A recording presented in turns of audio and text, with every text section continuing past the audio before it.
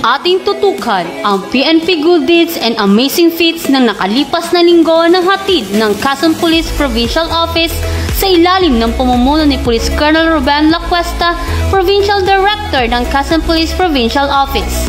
Ating tunghayan sa PNP good deeds and amazing feats.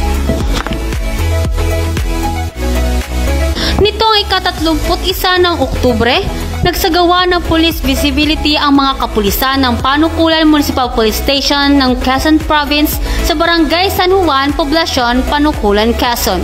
Kaugnay sa Ligtas Undas 2024 upang mapanatili ang kaayusan at kaligtasan ng kanilang nasasakupan.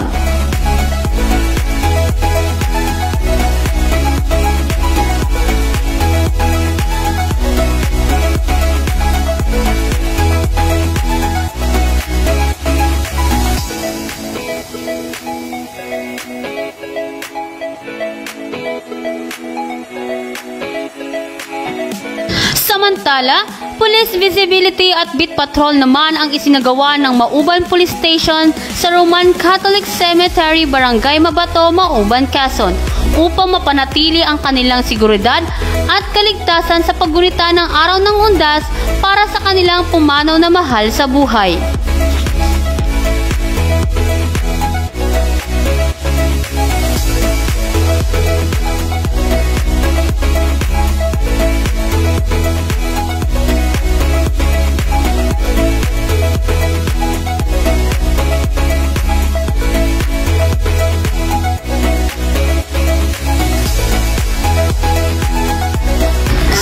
Parehas na araw, walang atubiling tinulungan ng 1st Quezon PMFC, 3rd Platoon Quezon PPO ang isang motoristang nawalan ng gas sa kahabaan ng kanyang biyahe sa Barangay Kilib, Lucban, Quezon.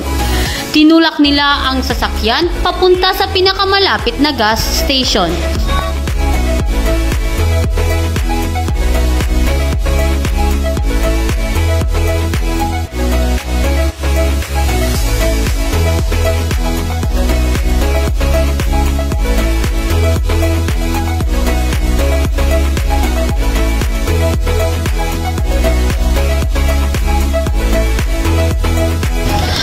Huli, police visibility at foot patrol rin ang isinagawa ng Atimonan Police Station sa Catholic Cemetery sa Barangay Zone 2, Poblacion, Atimonan, Quezon upang masiguro ang kaligtasan at kaayusan ng mga bisita upang ipaggunita ang Undas 2024 para sa kanilang pumanaw na mahal sa buhay.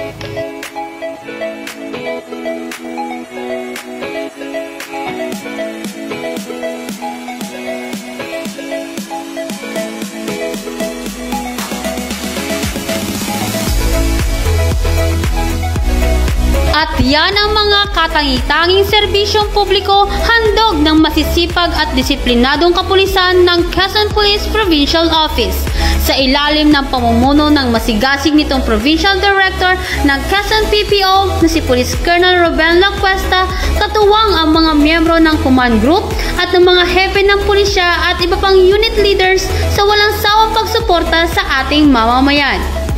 Ito ang Quezon Police Provincial Office dahil dito sa Quezon ang gusto ng pulis, ligtas ka.